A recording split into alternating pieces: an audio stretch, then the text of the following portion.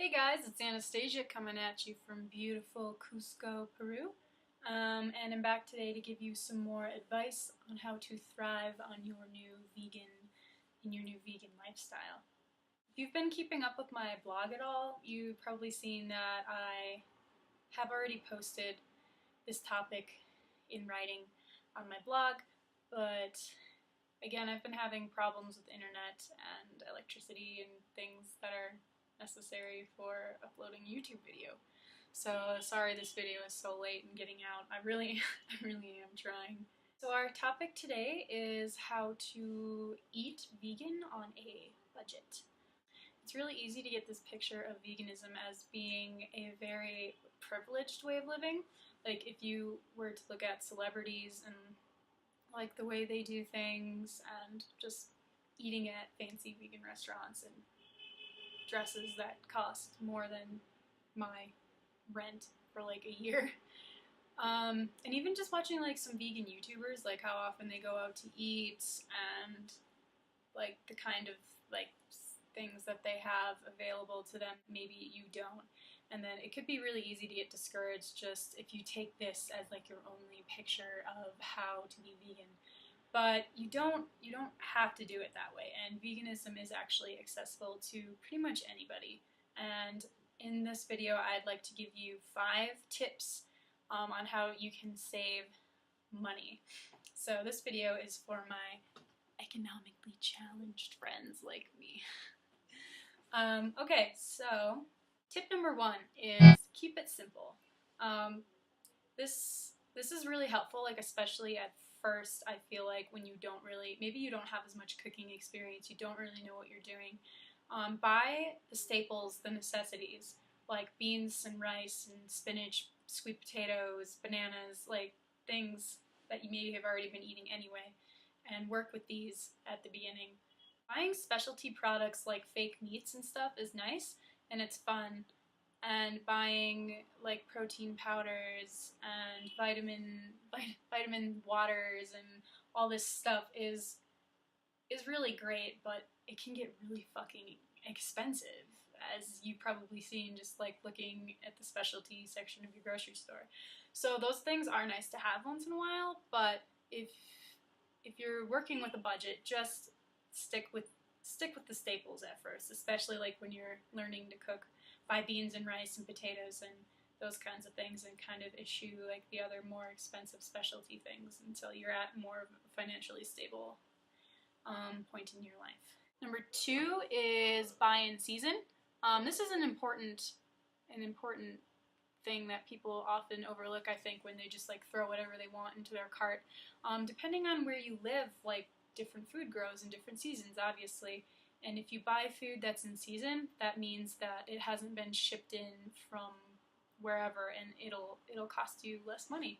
So find out what grows in your region in the season that you are in and buy those things. Tip number 3 is buy in bulk.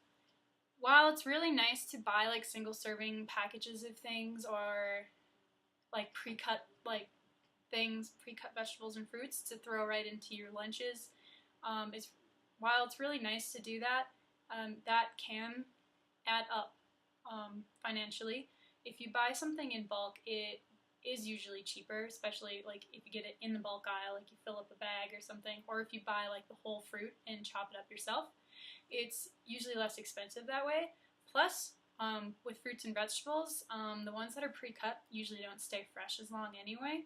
So when you buy it and chop it up yourself, not only are you saving money, you get to use that food for longer, generally. Tip number 4 is plan your recipes ahead of time and make a list according to these recipes. When you have a list, you're less likely to just throw extraneous things into your cart, like that you don't actually need, like snack things. And when you have recipes planned, you only buy what you need, and you have like an abundance of food ready to go, like at your house. You're less likely to stop for takeout on your way home from work. If you have meals ready to go, you're less likely to buy snacks like when you're out. Basically you're just less likely to have extra food that like you weren't planning on in the beginning. So plan out your recipes, like the things that you like, and then buy those ingredients and make those things for the week or for the month or for however long that you have planned that food out for. Okay, and then number 5 is going to sound kind of nerdy, but it's become a coupon clipping pro.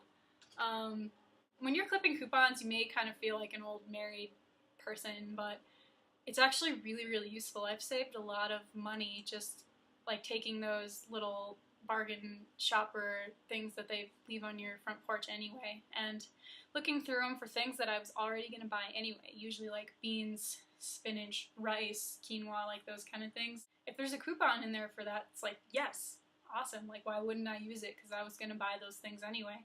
So just look around, like clip coupons, look around at different stores. Different stores have different deals for different things, so maybe you get potatoes at one store and then you buy your bananas somewhere else because they're cheaper.